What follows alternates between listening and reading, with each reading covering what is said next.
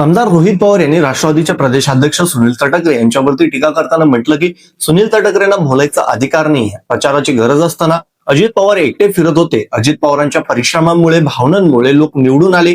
तुम्ही कष्ट घेतले असते तरी घड्याळ पक्षाची कोकणात वादहात झाली नसती.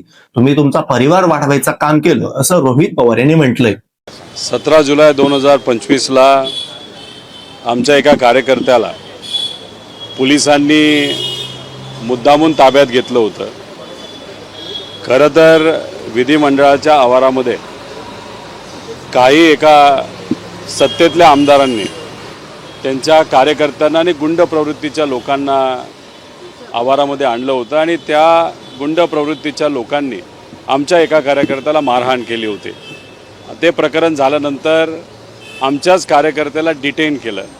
डिटेन केल्यानंतर विविध पोलीस स्टेशनमध्ये त्याला घेऊन गेले होते आणि मग आम्ही त्याला शोधत कारण त्याला आरोग्याचा पण विषय असल्यामुळे त्याची तब्येत बरी आहे का एवढंच आम्हाला बघायचं होतं. आणि एका पोलीस स्टेशनला गेल्यानंतर तिथं आम्ही विचारलं की कुठे, पण तिथं असणारे अधिकारी आम्हाला सांगत नव्हते. रात्रीची 2ची वेळ त्या ठिकाणी होती आणि मग कुठंतरी आम्हालासुद्धा राग आला, कारण का आमचं मत होतं की आम्ही आमदार असून 2 टाईमचे आमदार असताना आणि आव्हाड साहेब तर 4 वेळा का 5 वेळा आमदार आहेत, मंत्री राहिलेले आहेत, आणि आम्हाला तुम्ही जर सांगत नसाल तर मग सामान्य परिवारातले लोक तुमच्यापाशी आल्यानंतर तुम्ही त्यांना कशी वागणूक देत असाल असा प्रश्न तिथं आम्ही निर्माण केला. आम्ही तो तिथं विचारला आणि काही प्रमाणात आम्ही सुद्धा रागवलो होतो, कारण का आम्हाला काळजी कार्यकर्त्याची होती.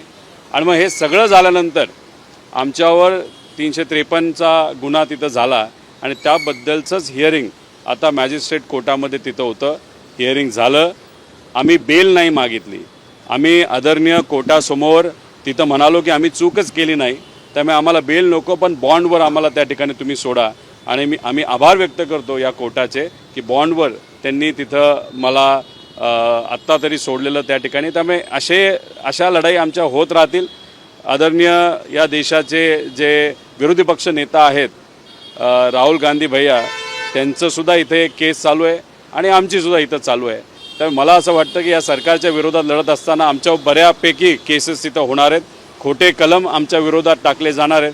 त्यामुळे अशा कोर्टासमोर येऊन आमची भूमिका मांडणं हे कदाचित येत्या काळामध्ये बऱ्याच वेळा आम्हाला करावं लागेल असं माहिती आहे. पण आमचा न्यायव्यवस्थेवर विश्वास असल्यामुळे आम्ही या सरकारला आणि त्यांच्या दबावतंत्राला कुठेही त्या ठिकाणी घाबरत नाही आणि भीकसुद्धा घालत नाही. एकमत नव्हतं असं म्हणायचं का? कारण की बऱ्याच महाविकास आघाडीच्या लोकांनी उमेदवारी अर्ज मागे घेतले, त्यामुळे तुमच्यात एकमत झालं नाही आणि त्यामुळेच ही सगळी माघार घेतली. दुसरीकडे सुनील तटकरे थेट म्हणतायत की तुमच्याकडे कोणी जागा घ्या अशा पद्धतीने वाद देखील आहेत ते झाले, कारण की कोणी जागा घ्यायला तयार नव्हतं. बघा, ही लोकातली लढाई नव्हती. जे काही उमेदवार हे स्थानिक स्वराज्य संस्थेकडनं निवडून आलेले आहेत ते मतदार आहेत आणि त्यांच्यातून हे आमदार तिथं निवडून येणार होते. सुनील तटकरेंना मला असं वाटतं की बोलायचं कुठेही अधिकार नाही, कारण का जेव्हा खऱ्या अर्थाने अजितदादांच्या पक्षाला प्रचाराची जरूरत होती, नियोजनाची जरूरत होती, तेव्हा फक्त अजितदादा एकटे अख्ख्या महाराष्ट्रामध्ये तिथं फिरत होते.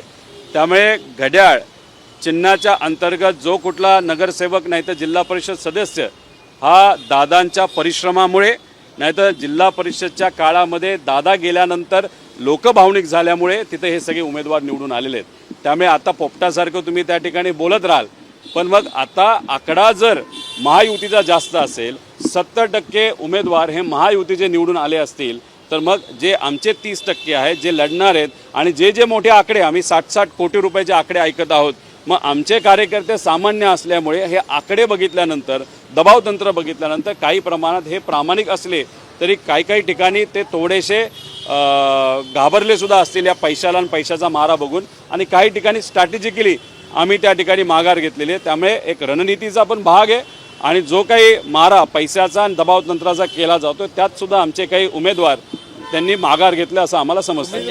तर या व्हिडिओबाबत तुमची जी काही प्रतिक्रिया असेल ती तुम्ही नक्कीच कमेंट बॉक्समध्ये व्यक्त करा आणि अशाच राजकीय घडामोडी, न्यूज अपडेट्स पाहण्यासाठी आपल्या YouTube चॅनलला नक्की सबस्क्राईब करा.